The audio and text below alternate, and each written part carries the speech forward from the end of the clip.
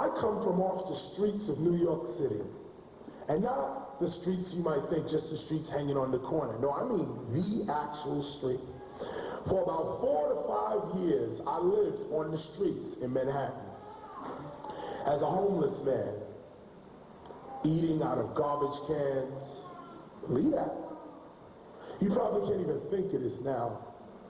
You probably can't even think of it. The television has told you that I'm KRS-One.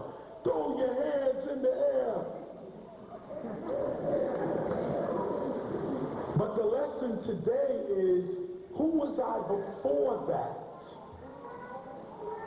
Before all of that, who was I and where was I? And if you answer this question correctly, you will see that you and I were in the same position. The only difference is that my mother was deep into metaphysical philosophies. And she taught me from a very young age how to use my mind. And she taught me so well how to use the mind. Use it. It's not so much about just use your mind, know how to read, know how to write. These are very important tools. But understand this concept about the mind. The mind is different from the brain. The mind and the brain are two different things. The brain is in your head, but the mind is all over the universe. You are in your mind is not in you. When you come to understand this simple fact that what you call self or you, or your awareness of yourself, what you are calling me, is really not even in the body. Brain surgeons, neurologists, they don't know where the mind is. I speak at some of the largest medical universities in the world, have been for like 7 or 8 years now. I speak to neurologists all the time. It's a known fact in neurology, science of brain and how to work it and so on, the brain, that even today, 1997, those that study the brain, they don't know what a mind is. They can dissect the brain, they can poke it, make your finger go up, they can hit it and make you have a memory, but don't nobody know where the mind is. The mind is a terrible thing to waste. The mind. When you understand this about your mind, you will come to understand that there are 3 aspects of your mind. Conscious, subconscious, and superconscious. The conscious mind is what we're dealing with right here. Speech, analytical behavior, I'm talking. You are aware that I'm talking. You are aware that you're listening. I'm aware that I'm talking. Awareness. This is conscious mind. You are awake. You are conscious. When you get knocked out, they say you are unconscious.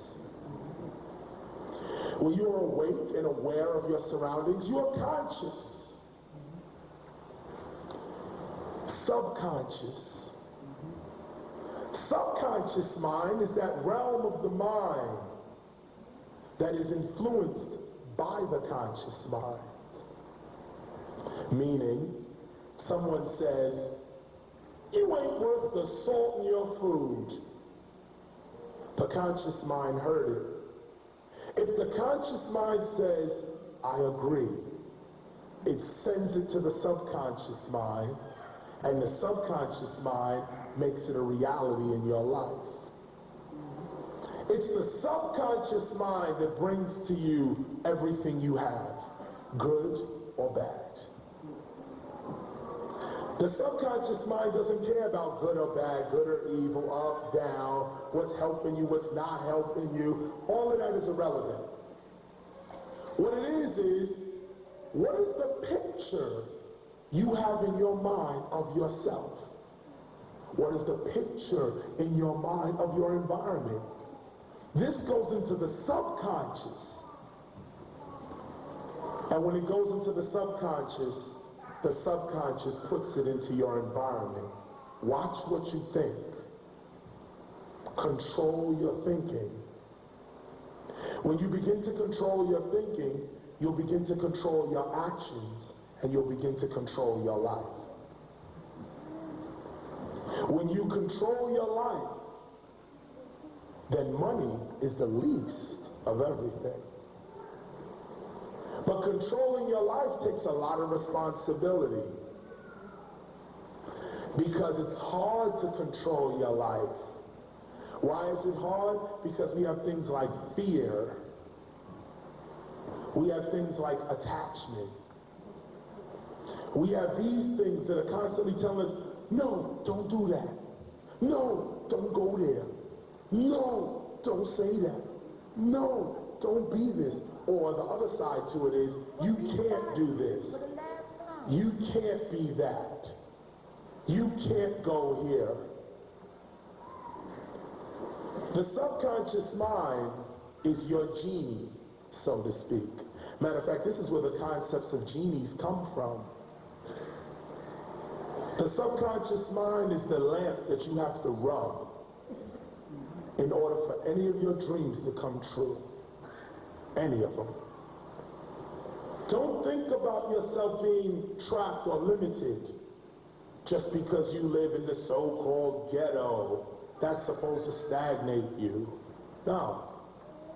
Everybody has a genie in their mind that can bring to them exactly what they see themselves attaining.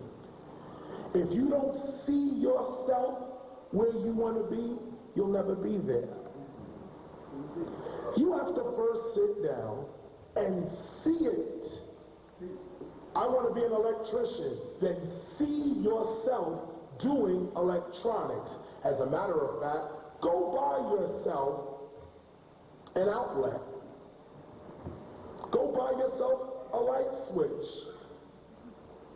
Affirm in your mind, this is what I am. Most people get caught up in college, and they wait until the university gives you a degree, and then they say, okay, now I'm this. Incorrect thinking. When you decide to be a doctor, you are a doctor. Now, are you a good doctor? Well, maybe not. But you are a doctor. In the word doctor, you are that. You are not a doctor when you get your medical degree. You are a doctor from the second you say, I'm a doctor. Now act like a doctor. Think like a doctor. Move like a doctor. Hang out with doctors. Have a doctor's conversation. And then nobody in the world will tell you that you're not a doctor. There are books all around in the library, right next to us, at your school. The purpose of a book is always to free you. This is why the government is not at fault for the way we are treated in society. We look and we say, it's the white man. You're giving too much credit to the white man. The only oppressor is the mind that accepts oppression. If your mind accepts oppression, then it is you that is your oppressor.